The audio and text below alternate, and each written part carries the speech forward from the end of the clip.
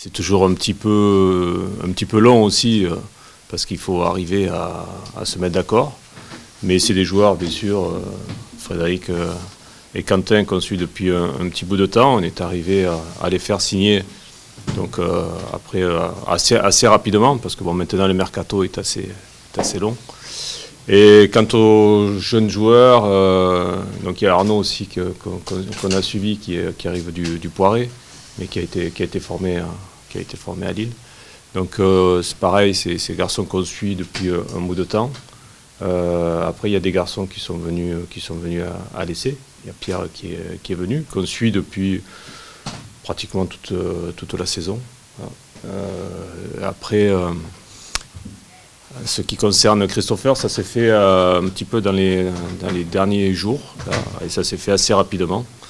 Voilà, parce qu'il a fallu qu'on prenne une décision déjà en interne au niveau des gardiens de but.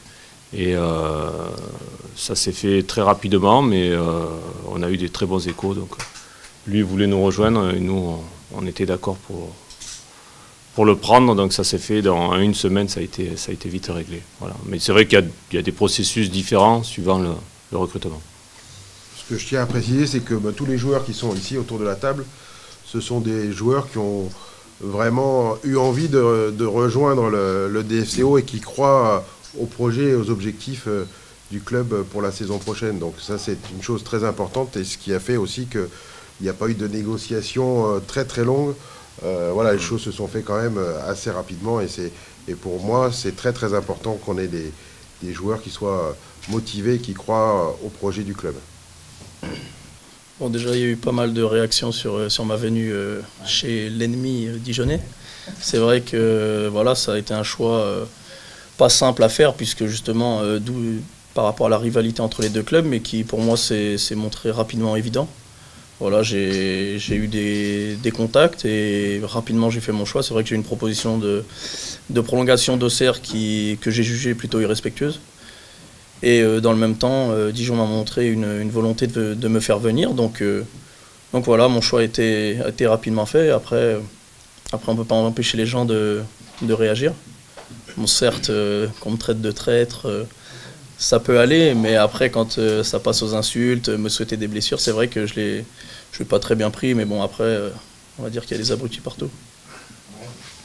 Voilà, après les premières propositions, c'est vrai que le discours du coach et le discours du club en général m'a vraiment donné envie de venir. J'avais d'autres propositions en Ligue 1 et en Ligue 2, mais pour moi, le meilleur compromis, ça a été Dijon. J'ai envie de jouer, je préférais jouer pas la montée, le haut de tableau. Je préférais jouer le haut du tableau avec Dijon plutôt que jouer le bas de tableau en Ligue 1 et en sachant pas si j'allais jouer ou pas. Et le contact avec Dijon s'est fait assez rapidement dans l'année, donc voilà. Après j'avais un projet qui avait été présenté aussi avec le club, et c'était intéressant, donc la décision elle a été facile à prendre, et puis le but était aussi de se sauver avec le Poiré-sur-Vie avant de pouvoir partir sur une nouvelle saison avec Dijon, donc voilà. Mal voyagé, j'ai eu la chance de connaître l'Angleterre, puis avoir un peu de temps de jeu en Écosse. Et de là, j'ai réussi à revenir en France au Stade Rennais l'année dernière, où ça s'est très bien passé, et à cause de plusieurs choses, j'ai pas été gardé. Et donc le contact s'est fait comment? C'était Olivier Saurin, qui connaît très bien Laurent Weber, l'entraîneur des gardiens, qui a un peu parlé de moi, et j'ai eu la chance de parler à Laurent Weber, qui m'a tout de suite convaincu de venir à Dijon. Et voilà un peu comment ça s'est fait. Sébastien Pérez a quitté le DFCO, voilà, donc il n'est pas viré comme j'ai pu voir, ou je sais plus le titre, c'est limogé, voilà, donc il n'y a ni limogeage ni voilà, c'est en parfaite entente avec le club et avec moi. Tout le monde le sait, je suis proche de Sébastien, il a des projets personnels, et puis bon voilà, ça fait partie des choses de la vie. Donc aujourd'hui, il quitte le DFCO, mais en parfaite entente avec le club. Donc il n'y a pas eu de bagarre, il n'y a pas eu de... Enfin, il y a aucun souci, avec Sébastien. Ce soir, on a un pot de départ d'un autre collaborateur du club, Christophe Point, qui quitte le club puisqu'il était en fin de contrat.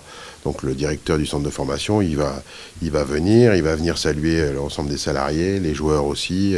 Voilà, et on se reverra en toute amitié. Il n'y aura pas de...